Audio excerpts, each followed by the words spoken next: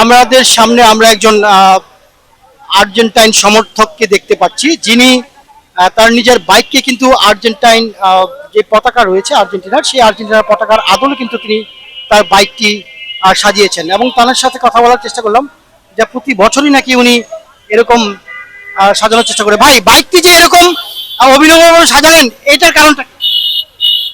এটার কারণ হচ্ছে আর্জেন্টিনা আর রয়্যাল এনফিল্ডের প্রতি আমার ভালোবাসা। আমি রয়্যাল এনফিল্ডের জেনুইন কালার উঠায় আমি আর্জেন্টিনার এই কালারটা করেছি।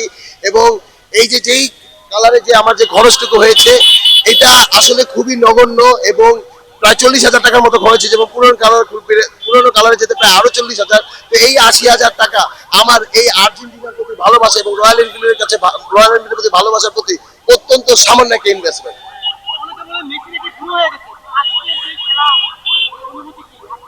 যারা বলে মেসি বুড়ো হয়ে গেছে, তারা আজকে সকালবেলা খেলা দেখতেও সাহস পায় নাই, খাতার তলে মোবাইলটাকে স্ক্রিনের নিচে দেখে দেখেছে এবং জেলাস হয়েছে এবং খাইছে।